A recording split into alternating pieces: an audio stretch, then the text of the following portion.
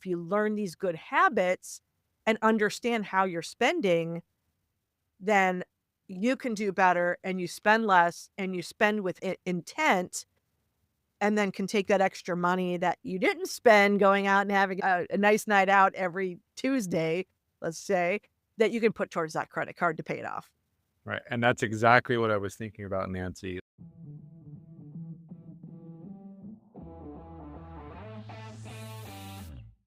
Welcome to Daily Power Boost, Ignite Your Potential, the podcast where your transformation begins. I'm Sean Michael, and each day I'll bring you quick, impactful insights and action steps to fuel your personal and professional growth. Whether you're an entrepreneur, a leader, or someone ready to break limits and ignite greatness, this is your daily power boost to crush obstacles, stay focused, and awaken the extraordinary potential within you. Because remember, greatness begins within. Let's go. Hey everyone, and welcome back to Daily Power Boost. Today on Beyond the Boost, I'm excited to welcome Nancy Ward, a financial coach and creator of weeklydebtplan.com. Nancy, welcome. Would you tell us a Thank little about you. yourself? Well, I started up as a coach in 2021 because I realized being in debt was not fun in my past life. And I wanted to help other people. There's a certain stigma when it comes to money, and people don't really want to talk about it. But I really felt that the weekly debt plan, and I'll explain that in a second here, was really something I wanted to let everybody know about, because if I could do it, you can do it. As a single mom, now with 2 kids, 10 years ago, I figured out a way to manage my finances a lot easier, because when I was married, it was no big deal. You had an income, we had our bills, we had our life. And I obviously, when I went into the divorce, after the divorce, I said, "Oh gosh, I'm going back into debt just because of where I was with my finances." Being a stay-at-home mom, you don't have that much money and you had to go find a job, you get the support, but you still have expenses. So what I realized with the weekly debt plan was, if I had a bill that came in, I'm gonna just example as my refrigerator. I needed to buy a new refrigerator. I went to Lowe's to buy it. They had a program going on where if I got their credit card, it'd be 0% for the next 24 months. Easy math for me, because it was around $2,400, including tax and in warranty. And so for 24 months, I had to pay $2,400. That's $100 a month. Pretty much easy math. But what happens to us all is that the time that the bill is due never seems to correspond with the paycheck that comes in every single month. So a lot of people get paid twice a month, or excuse me, every other week. They get paid every other week. And then what happens is it doesn't match up to when the rent's due and when the car payment's due and so forth. So I ended up sending out $25 a week out of my bank account. $25 is nothing in the grand scheme of things. And I didn't have to think about, did I get my bill paid on time? Because my minimum payment was $49. I was paying $25 a week. You do the math, at least $100 a month. I overextended on my minimum payment, and I was paying down the principal, because this kind of loan was a percentage deferred. So what would end up happening is, if you didn't pay it off by that end of the 24 months, you had to pay interest from day one, not Mhm. whatever the balance was. It was from day one. So I just decided to get out there and let people know that there's other ways to reduce your credit cards without budgeting. And that it's such a hard word, to budget, because people are like, yeah, I tried it and then it didn't work and then I quit and I'm still in debt. There's something to be said about that, because budgeting just gives you too much constraints, and then you feel guilty and you're kicking yourself going, "Man, I blew my budget." Well, sometimes this life happens. Yes. Well, and I love that you brought that up. And I know exactly what you're talking about with that, 24 months, same as cash. I had so many friends that fell into that trap. Mhm. They didn't get the balance paid by the end of the time frame. 6 months, same as cash, 1 year, 24 months. That was a sweet deal. Yeah. But yeah, if you hadn't made the deadline, that would have hurt a lot. Like, because I think the longer, Right. the longer the time frame, that's going to mean a lot more interest tacked on. Because like you said, it starts day one from Right. when you Versus if borrowed you the did like a money. balance transfer for 0%. Let's say it was that 2,400 again, you did a balance transfer for 0%, and at the end of those 2 years, you still had $500 left. Well, it would just be 25.99% on the $500, not on the whole amount. So that is something really to be cautious when you're getting into these agreements with creditors, to make sure that you understand the rules of how to pay them back. For sure. Yeah. Because like you said, as 0%, it doesn't factor back to day one. It's whatever balance is still there when it activates again. Yeah, so Now, just reading the fine lines, yes. fine print. So you said budgeting and you mentioned about budgeting, like it's kind of one of those words that it's like a dirty word to people. I've Yep. tried it, didn't work. They felt guilty because, they couldn't follow it. Mhm. We could even say you've made budgeting feel human again.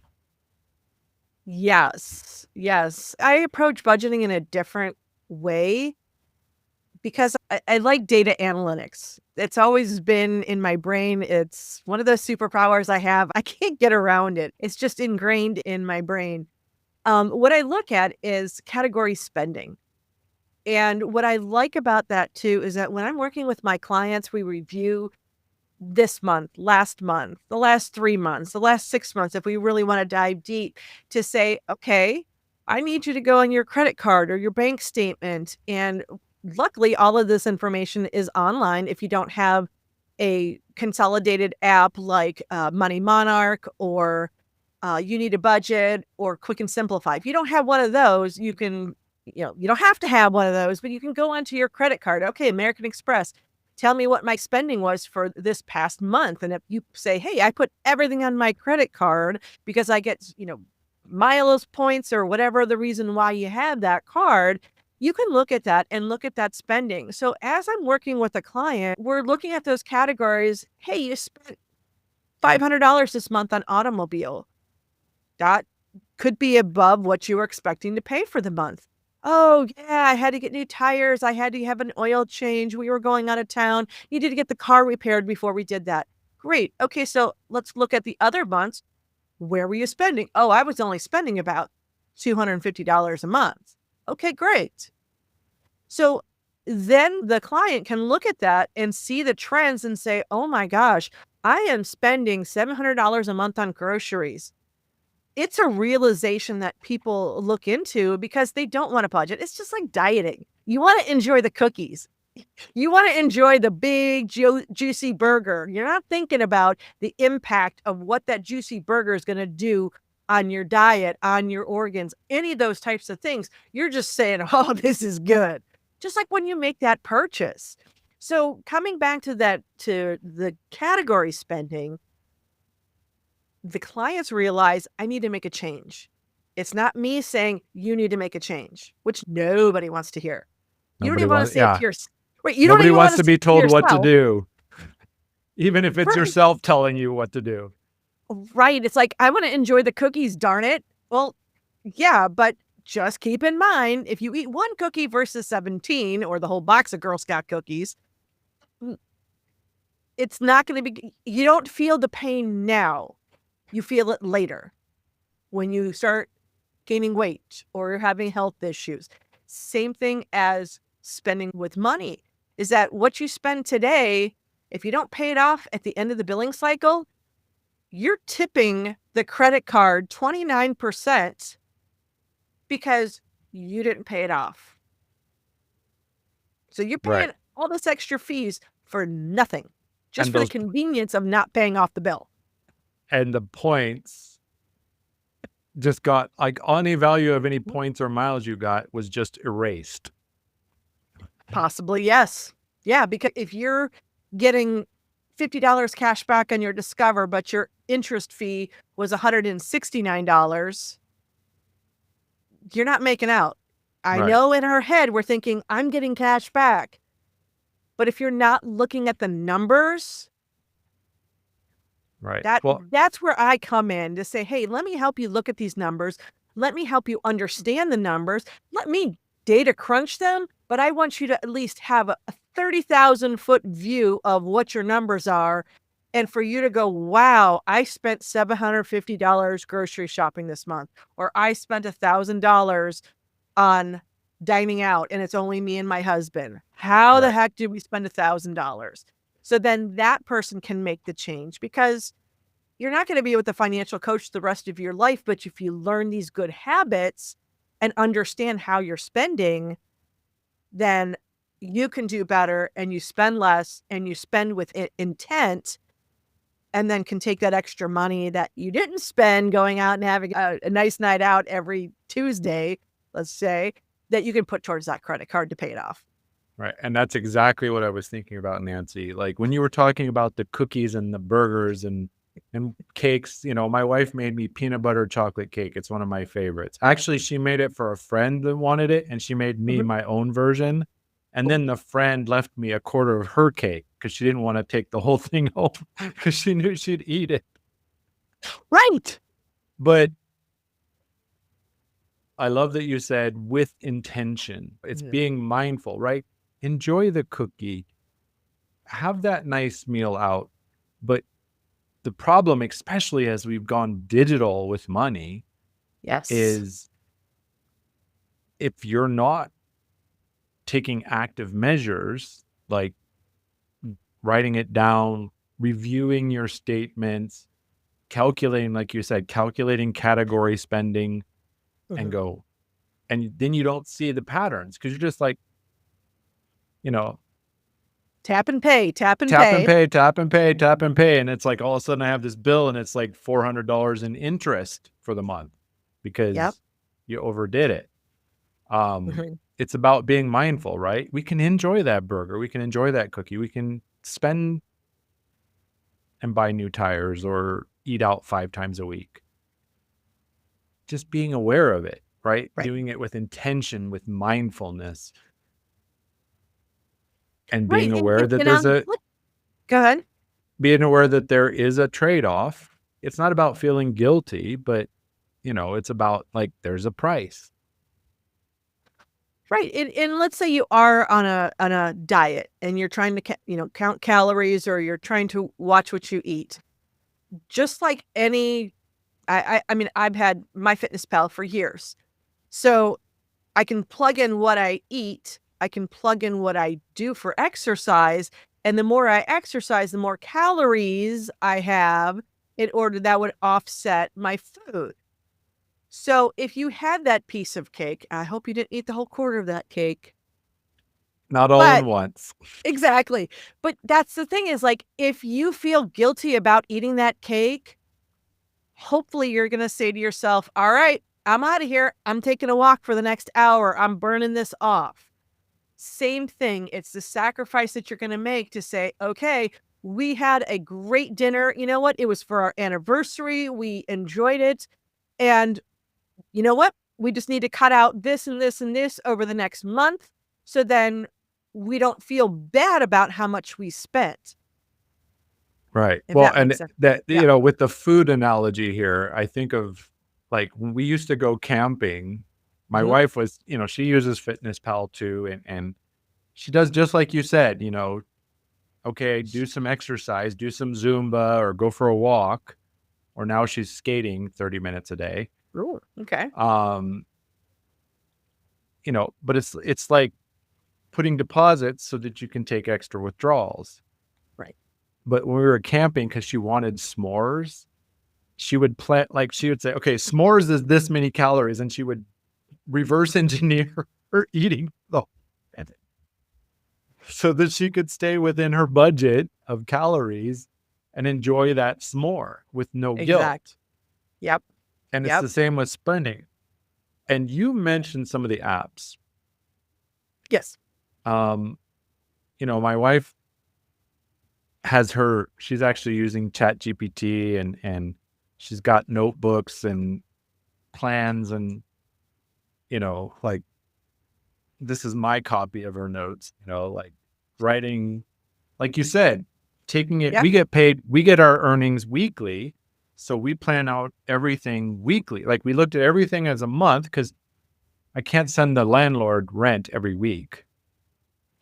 Right. But you can send it to your savings account and Send it then to a savings account. Yeah. there Make you go. sure that it's ready and waiting Yep. when rent day comes.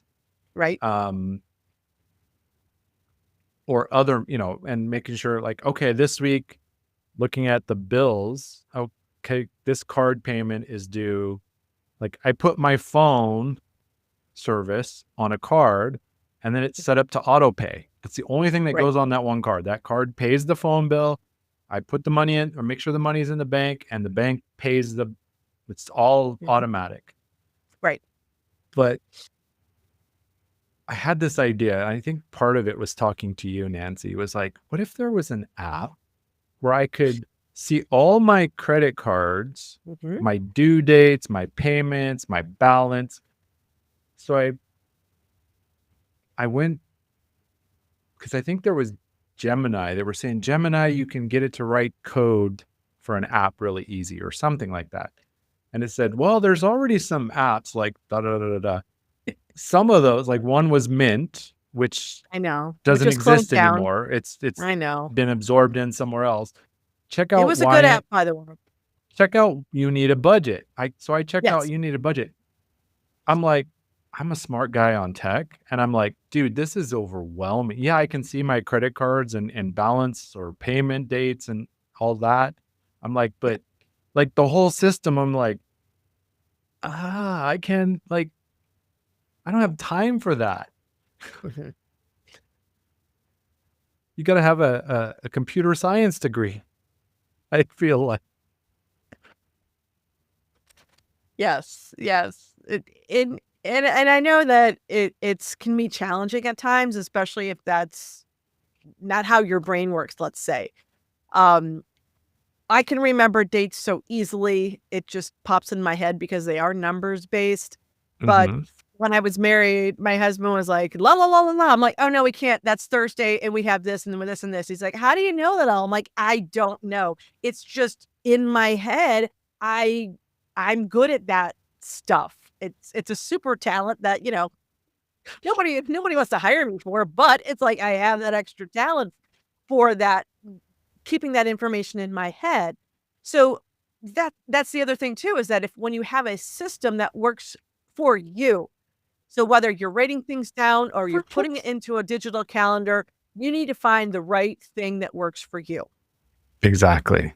Yeah. It's like, I had a friend, he was going to buy a Bible and he says, which translation should I get? And I looked him straight in the eye and I said, the one you read. Right. No need to get all caught up in all the, there's this one that does this and this one. The one that works for you, as you just said, the one that fits you, your style. I know what you're saying about numbers, like dates, like most of the planning and the scheduling, my wife does that because I find that women, like as far as, next Thursday is this and the week after that is this, like women do that. Do what works for you. Yeah. Or the dates. Yeah. Dates, trying to remember the schedule. Like I remember, I don't fit the stereotype where husbands forget the anniversary or your wife's birthday. I remember that stuff. But I also, I was working with a guy and he's like, oh, I need to buy this. We were technicians for building automation. He's like, I need to get this part for this job. I'm like, oh, that's an ABC 123. He looks at me, he's like, you just rattled that part number out of your head. I said, yeah. I said, but I can't remember where I left my screwdriver 5 minutes ago. Exactly. And some people like the paper format. Some people like to have it on their calendar. And then there's other people who like to just set it up on auto pay, just like you'd mentioned about your one credit card. you know that it's always on auto pay. It takes the same amount of money out, or plus or minus, depending on, with taxes and things like that, or different charges. But to Mhm. have that on auto pay can also be helpful, so it takes it right out of your bank account. The disadvantage is if you're not watching your numbers and all of a sudden this $400 payment comes out and you've got $20 in your bank account right before payday. Right. And And you that need that groceries. mhm, You don't and find out because you looked, you found out because you were trying to buy groceries. well, and gone are the days, like, and we talked about the tap and pay earlier, but it's like gone are the days where you had a checkbook, you put in exactly how much you got as a deposit, and then you wrote checks, or if you did do an online bill pay, you'd put that into the register. Well, now with the onset of debit cards, it's great for people who say, "Oh, I don't wanna charge extra money," like you said. "I'm gonna find out if I don't have money in my bank account when I go buy groceries," but then that puts it into another budgeting situation where if you don't have a budget for your groceries, and Mhm. then you go and to buy something large and you don't have that money, the next thing that people do is they go to the credit card. So it also depends on the person whether or not they have credit cards or debit cards, but that's the other challenge too, is that you've got transactions that are coming out of your debit card. And if you have a spouse or partner who is going into that same bank account, that can be a little bit of a mess. And that's why looking at the numbers, knowing your numbers, and then even writing them down or printing them out is just so helpful to visualize it. And that's going to help a lot as far as not having those late fees or bounced fees or anything where you're like, "Oh my gosh, I desperately need gas in my car and I have no money." It's like, you know, I would Right. hope Yeah. that people don't get stuck in that situation, but there are some who do. Yeah. And I think it goes back to being intentional, to paying attention, being aware of what's going on. Because I was thinking as you were talking about this, you money's gone in the account because you were tap and pay with your debit card. But I also think like you set up a payment for something from your bank Mhm. account, and there's a little bit, they've gotten much faster. I will say that, it's much faster now, but there's a delay before that pulls. And if you're Yes. not paying attention and you're just swiping your debit card and then that payment goes, and then, like you said, there's extra fees because Yeah. it's a return payment. And if you look at the disclaimers on any of the cards, they get you there. It Mhm. gets you. Return check Right. fees. And, I think the other factor is you can get in a legal trouble with that, not just paying the extra fees.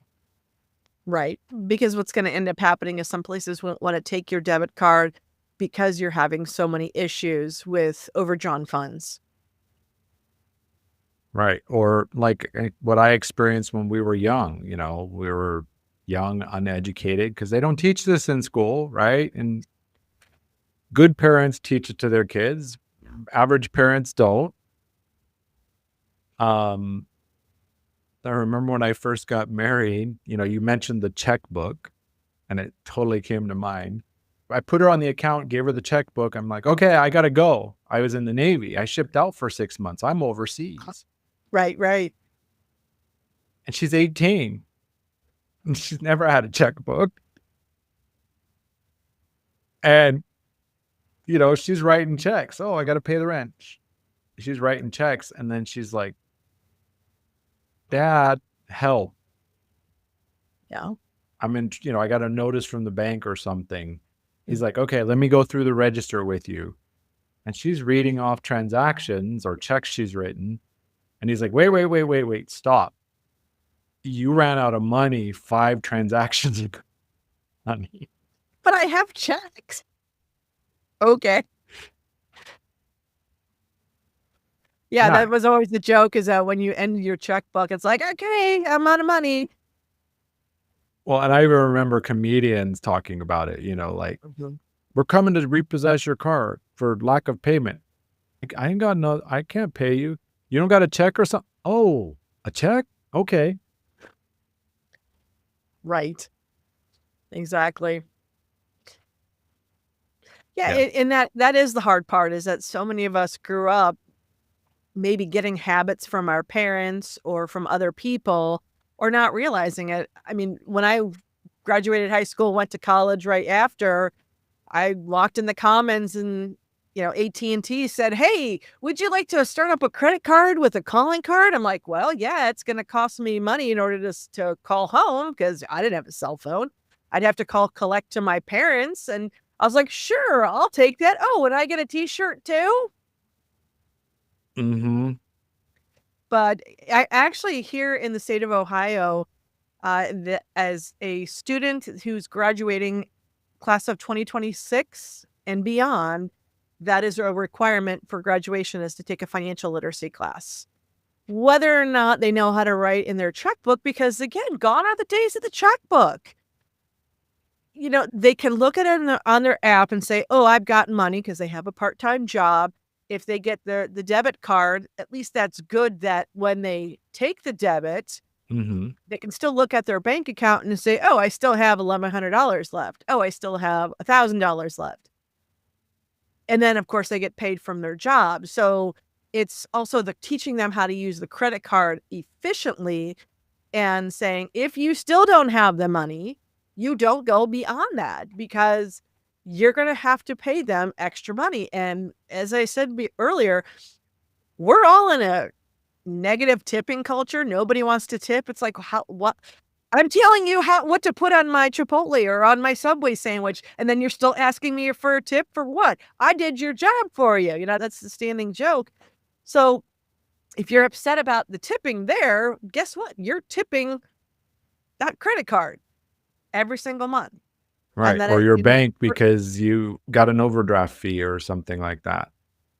right. And the bad part too, not really bad part, but like the negative side effects of it is that as an 18-year-old going to school, going to college, whatever, they're starting to get credit card offers in the mail. And because they don't have credit established, hey, here's a $500 card or $1,000 card. And if they start off early by charging on the card and not paying it off and only paying the minimum, they're starting that cycle from a very young age and not realizing what they're walking into. Right. So you're exactly right. So that leads perfectly to this. What would you say is the biggest myth about debt that keeps people stuck? What is the biggest debt that The biggest keeps myth about debt. okay.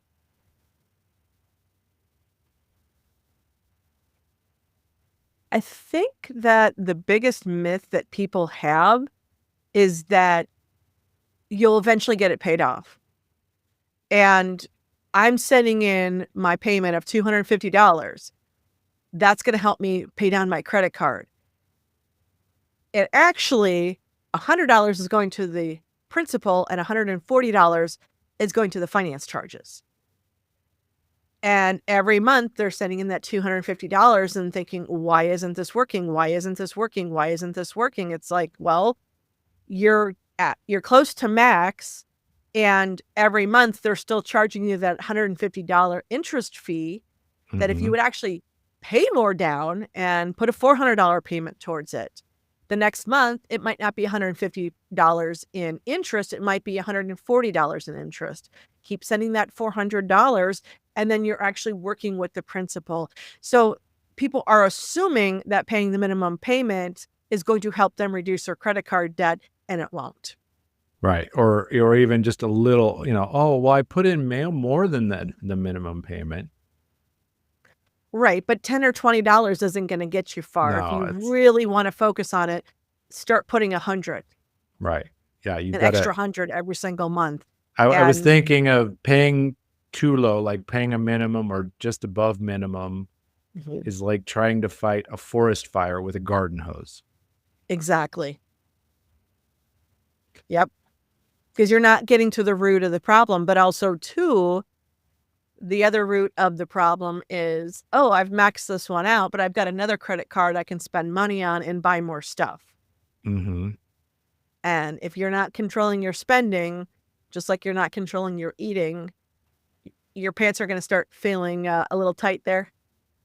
Mm-hmm. And just like dieting, you can't lose 20 pounds in a week. You cannot lose $1,000, $2,000 in a week unless you got a bonus from work. So it slowly creeps up to get to that point, and then it does slowly take time in order to bring it back down, unless you have extra money tucked away or reduce your spending. Right. It's just like the fitness pal, right?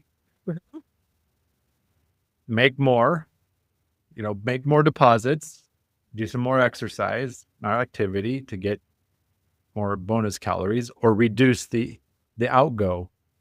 Yeah. Right. Those are the two. No matter how many years we've had financial systems, make more, spend less. Right. Yeah. With fitness, move more, eat less. So you go ahead. I was gonna say, and a lot of people don't really want to do that until they get to that point and go, I need to make a change. Right. They realize they're buried, right? Or the pants are too tight. Like you said.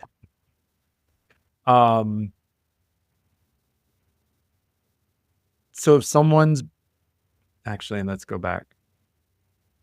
So the key thing is that I keep replaying in my head and I keep hearing is it's about being aware, right? It's about knowing what we're spending, knowing where the money's going, knowing how much money is really there in the bank account or whatever,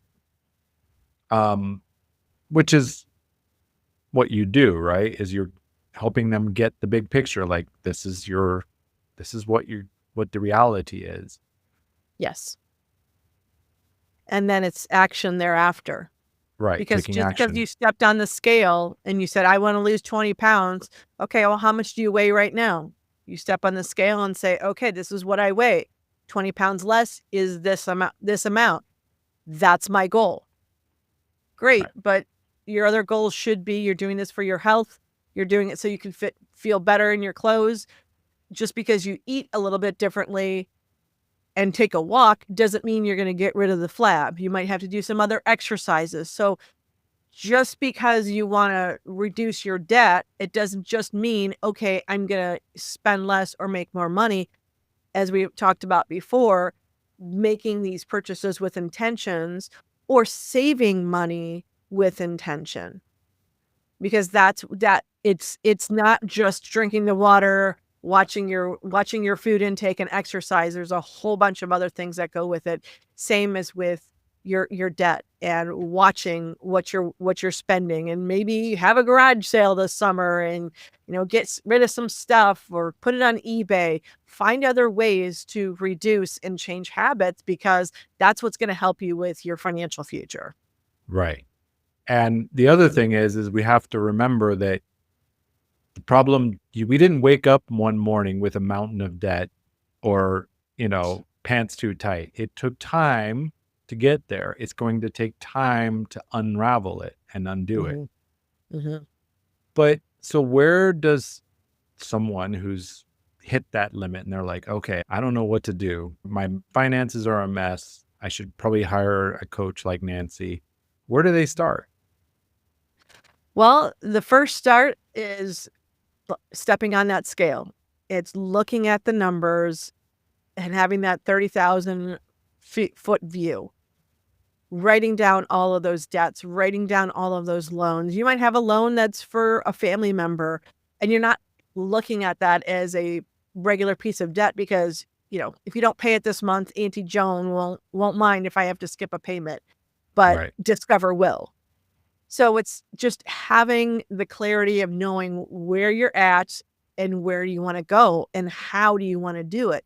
So I help more with the how, because you can take that notepad you just showed me, pull it out and write down every single bill that you have and when is it due, and put it on the calendar and have it visually. But having that accountability or somebody to help you understand it is really the next step, is like the personal trainer. I want to lose this weight, here and here and here. I know how to use the machines, but I know a personal trainer will help me understand the machines and help me have the right habits in order to use the machines and dieting and so forth. Yeah, it's interesting that you mentioned accountability, because accountability is really big for me. In Right. fact, Monday night, I actually did a LinkedIn Live called Knock Out Your Excuses. And it was about, Yeah. taking some personal accountability about life, about decisions, but also engaging. And tomorrow we're launching inside of our community, we're launching I'll be hosting an accountability space where the community Oh, members can come in, and we've nice. got a shared spreadsheet where people can put what they're working on. We can check in and hold each other accountable. It's super powerful. Like you said, a personal trainer, a coach, somebody who's checking in and actually cares and Yeah. will say, "Hey, did you do the thing you said you were going to do?" Right? Right, and there's You were also supposed no to have a judgment garage or sale this weekend. right. And there's no judgment or guilt behind it either, because we all know life happens, but Yep. there's a lot of us out there who are an all or nothing, and then, "Oh, I didn't do my garage sale. Alright, that's it. I'm not gonna do it. I'm just" and then you get huff and puff and you're mad at yourself. That's okay. Life happens. Okay, great. So instead of doing that, what are you gonna do otherwise? Or, you know, I missed a week because my kids were sick, or whatever the case may be. But having that accountability and having those regular check-ins, whether they're weekly or biweekly, monthly, it doesn't matter, because you're right. Somebody on the other side is rooting for you. They are your cheerleader. Whether it is a business buddy or it's a coach that you're paying for their services, you need to have that in your system in order to help you move the needle. That's so important. Well, and I think from my own experience, if you have the self accountability, Mhm. or even, with your partner, if you're in a good place with your partner, you can hold each other accountable and keep everything on track. Mhm. But I think the other thing about having a mentor, a coach, etc., can help amplify the efforts, right? Because Yes. alone, even with your friends or a trusted family member, you can do a lot. Whether it's getting finances under control or getting our waistline under control, it doesn't matter. We can get people around us that we know to help, but coaches, mentors, they know kind of the shortcuts, to skip over that step a little bit. Not that you can skip steps, but they can illuminate the path better. How's And that? provide education too, because, well, why am I doing this? Or why shouldn't I do this? You don't really know, and you go ask Google and you get a whole bunch of ugh and ads and junk in there. It's like, I want my question answered that I've been thinking about for a while. Why is it important to, let's say, pay that bill at the beginning of the billing cycle instead of when the payment's due? Well, you might cut off some of that interest fees because you've reduced the amount of debt when the new billing cycle comes out. Right. So that's where education is really elevating you. Yeah, I mean, let's just put the bright lights on when you instead of just illuminating the path, it's the bright lights that are gonna pop Right. on when you're working with a Spotlight. Yeah. coach. Right, because they're teaching you the reasons why versus just, "You should do this," or, "This is a good habit." Well, why should I do it? Because it's gonna accomplish X, Y, and Z. Right. And that's the truth Yeah. about a coach, Sure. is whatever kind of coach you could do, like, and a good coach will give you all the information to how to do it. Yep. But when you actually engage with a coach, that's when, you start to see this exponential Yes. shift. Now, here's a question. In your experience working with clients, do you think self-worth has any role in financial patterns? Oh, yes. Um, because if you grew up in a household where you were always told no, all of a sudden you get paid and you're like, well, now I have my own money. I can buy whatever I want. Whether they felt worthy of buying something or having something, their parents controlled it. So now they're as an adult and they're buying it, but then there's also that extra trap that happens where you're buying all this stuff, you have all this stuff in your house, you might have good intentions and then it just doesn't go anywhere.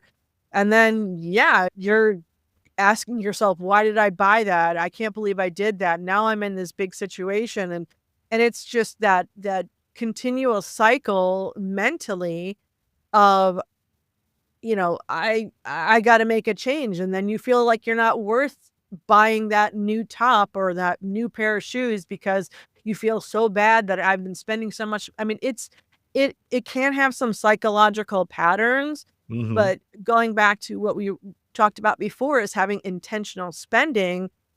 And, to be fair, you can only wear one pair of shoes at a time. But I digress. That putting your money intentionally into what you want, or if it's not necessarily the spending, but it's putting it into a fund for an emergency fund, vacation fund, house repair fund, you've got to have that sacrifice to go to the things that you really want in this stage of your life today. Don't beat yourself up about what you bought 5, 10, 15 years ago. It's not going to help you. Right. It's just going to Yeah, feed the fire, basically, exactly. the negative cycle. Well, and I was also, what came to mind is, by becoming more aware of what we're spending Mhm. and taking a step back and go, is it really me that wants this? Is there really a benefit for me? Yeah. Or am I just like my son? He's like, I want a Lamborghini. I'm like, okay, how many videos has he saw about Lambos? I'm like, he's 7, to him, Lambo Yeah. sounds cool. Like, Yeah.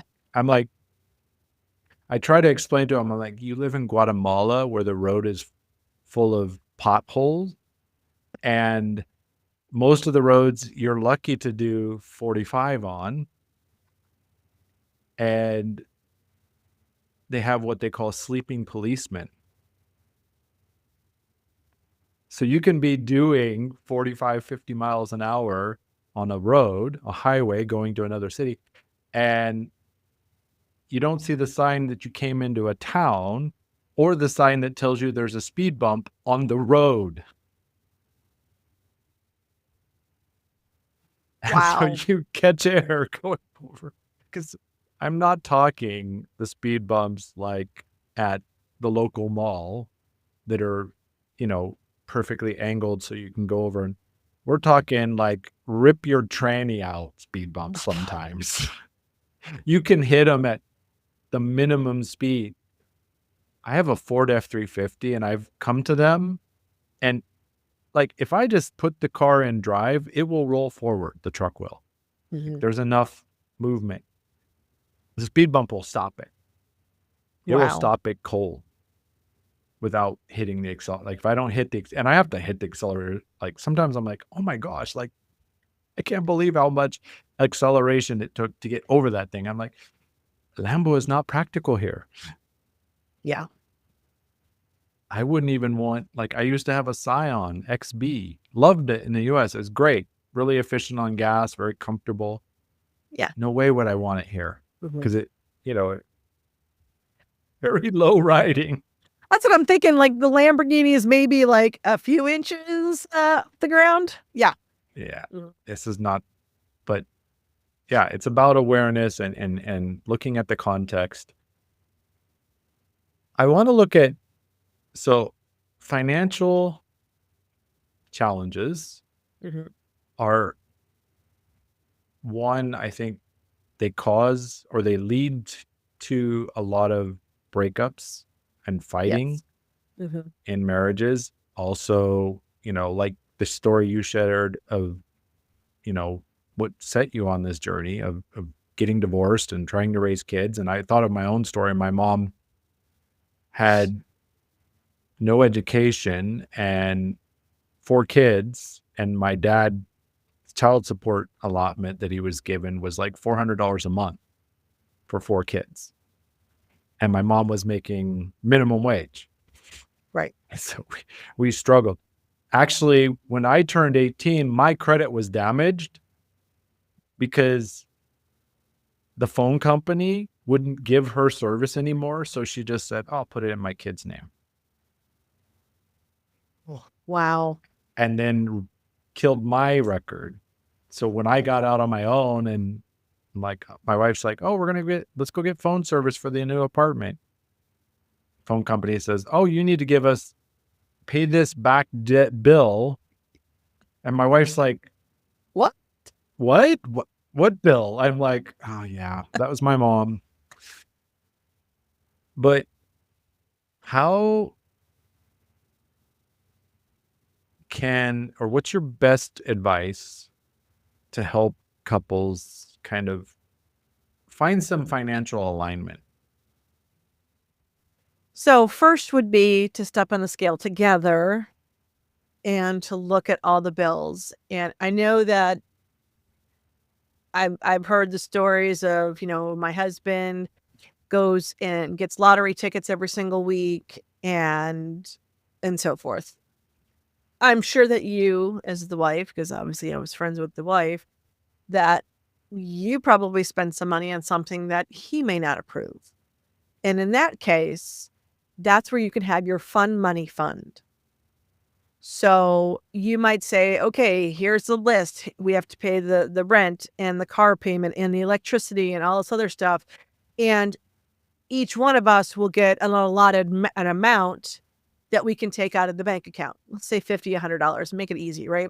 So if you're both taking out $100 a month, you go spend that on whatever you want. You don't have to tell the other person if this is the negotiation that you want to make with your spouse so if he wants to buy his lottery tickets, he has $100 budget, basically. If she wants to go get her nails done or hair done, she has $100 budget.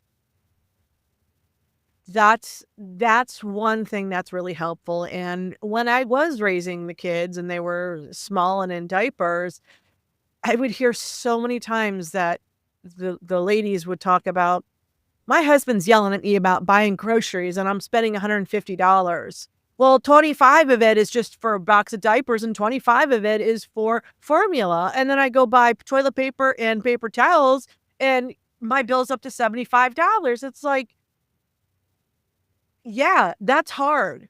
And it's like, then these women have to feel like they have to justify what they spent at the grocery store because they're not going to work every day, but yet the husband is. Mhm. So it's having these open conversations to nip those things in the bud and say, hey, this week we need more diapers and we need more formula. It's going to cost $50 because they get scrutinized about what they're buying.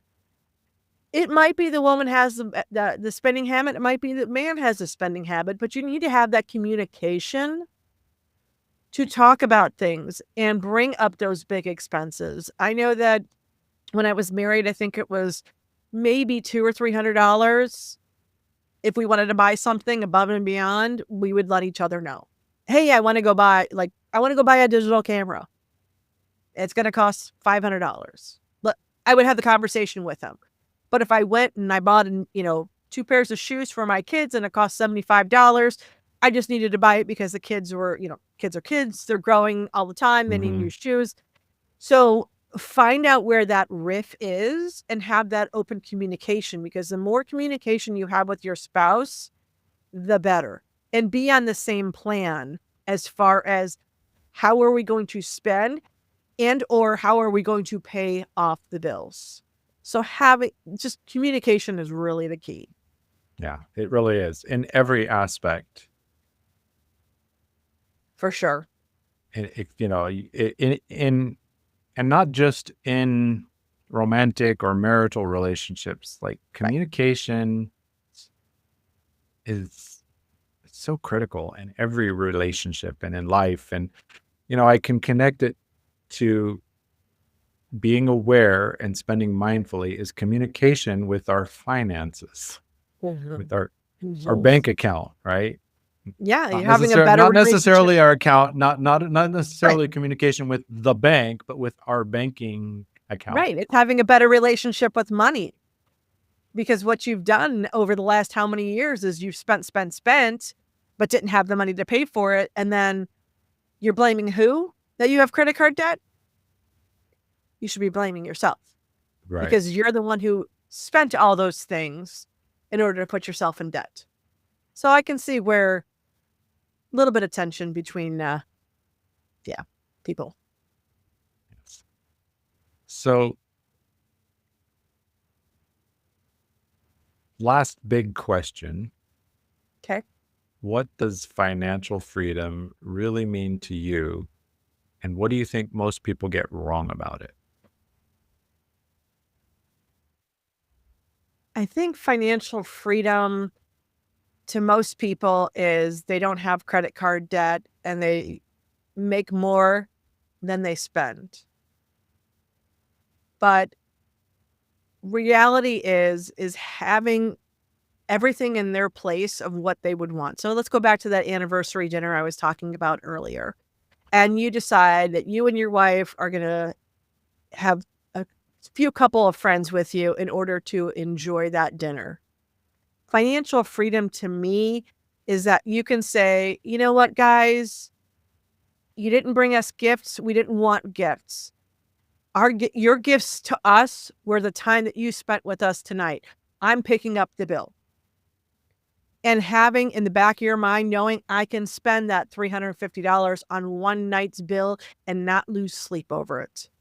Because that's what the priority was with your money, of where you wanted to spend it. And you are in a solid place. Your mortgage still may not be paid off. Doesn't matter. But you're in a solid place where you can feel comfortable spending that and not guilting yourself going, man, I really can't afford this.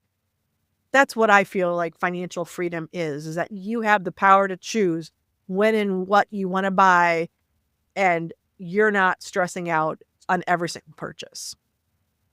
And I would agree, because I grew up in that environment where it's like, if we,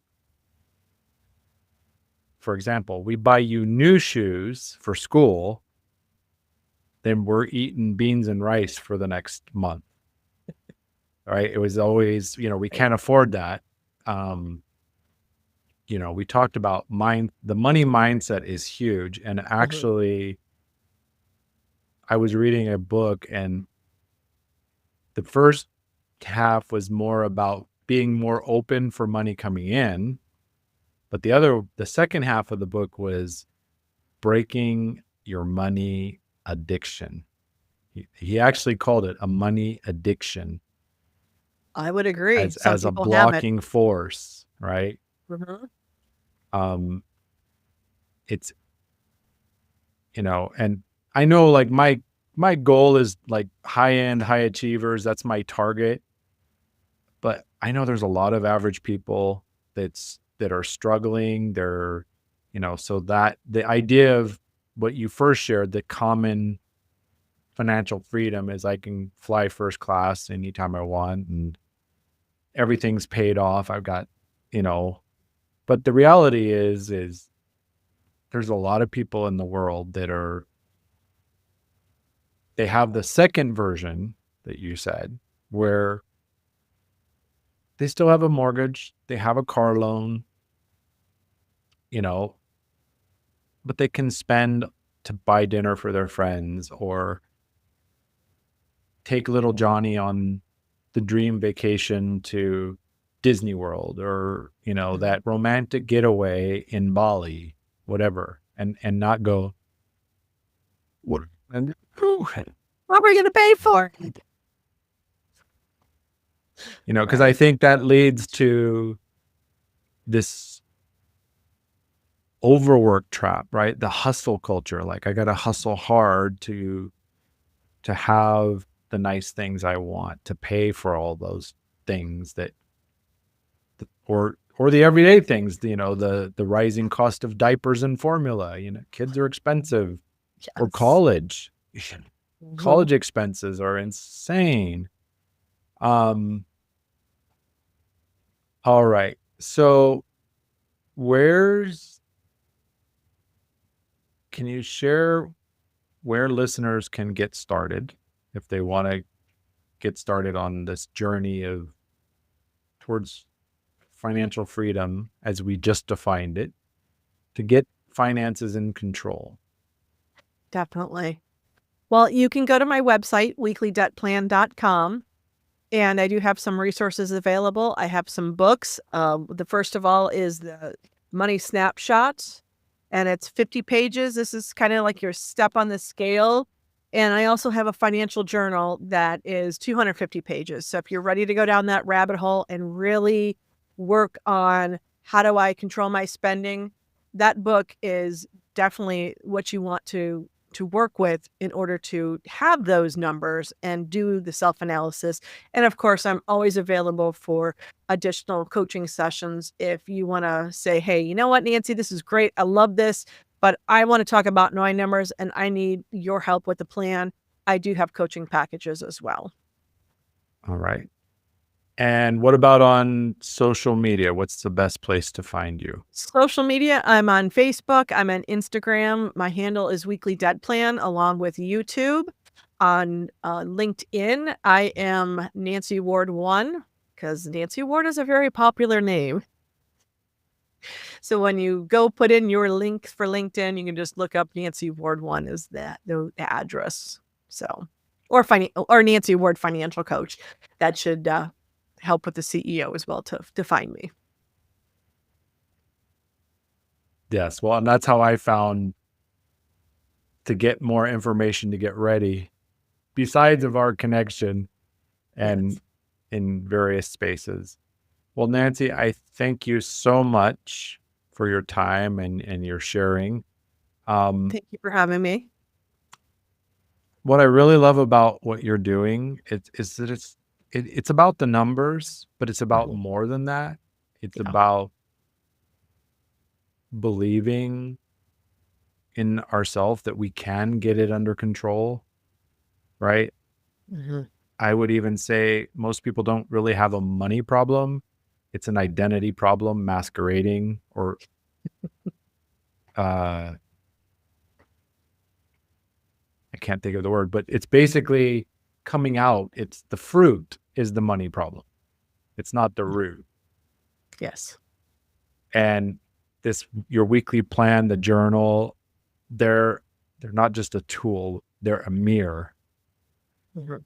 to actually see themselves as, I can do this, instead Yep. of I'm bad with money, And right? then leave it at How many that. times how many times have you said that, right? Or heard that? Right, and then they don't wanna do anything to make a change, and Well, I'm just bad with money.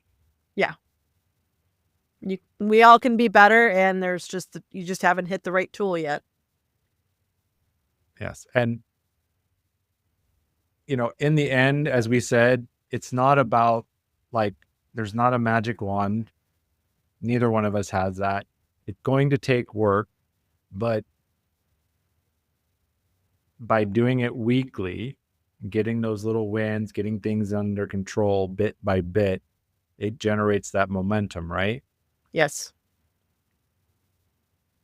Yeah. and it's small steps. Small steps turn into big results. Right. Well, and it's all about education, isn't it? I saw this, I don't remember where this company was telling people, oh, we'll show you how to pay off your mortgage early, Mhm. through our program. And like, I heard about it. I think one of my friends did the presentation, and I'm like, you can do that for free. They're going to charge you like a few $1,000s to do that. I said, put a 13th payment on your mortgage, divided by 12, because they had that like this biweekly, oh, we'll set you up on biweekly mortgage payments and blah, blah, blah. And you'll save, you'll pay your mortgage off 5 years early or 10 years early. And I'm like, it's really simple. And it works on car loans and mortgages, all of it. You put extra. I love the snowball approach, right? Yep. Attack one, get it paid down, and then take the payment that would have gone to that and move it to the next thing, right? Mm-hmm. But attacking it week by week is so powerful instead of trying to balance it and organize it at the end of the month. Well, I'll give you a small little myth about what you just said, is that even if you take your payments for your house, the mortgage, and send it in half your payment a month, you have to make sure that you're giving that extra money as part of the principal. And even in my case, like with my mortgage, if I wanted to send an extra payment in, I almost have to go to the bank and tell them I want it to go to principal, because by default, your car payment and your mortgage payment will put that extra money towards interest, not towards the principal. When you send it in with the credit cards, it automatically goes to the principal. So just keep that little tip in mind, that people think they can send in a 13th payment, but it's probably going to go to the interest unless you specifically tell the bank you want it to go to principal. And that's how it's going to help you, because you're paying interest on the principal, not the other way around. Right. So. Yes. Well, education. And it is education. And to be honest, I've been out of the U.S. for 12 years. So things shift, things change, Yes, they do. And of course, I also realize that, each state has its own rules. Yes. So what is true in Ohio isn't necessarily true in California. Yeah. I educate a lot of people with that because they're from China and Japan and they don't understand. I'm like, no, it's like 50 different countries with their own 50 different presidents. Like, yeah, we have one president representing the whole thing, but really it's 50 separate countries all doing their own thing. Yep. So it's tricky. All right. Thank you, everybody, for tuning in. If something landed for you, feel free to reach out to Nancy, check out her free resources or her paid resources. Thanks again, Nancy, for your time. Thank you. And we'll see everybody tomorrow.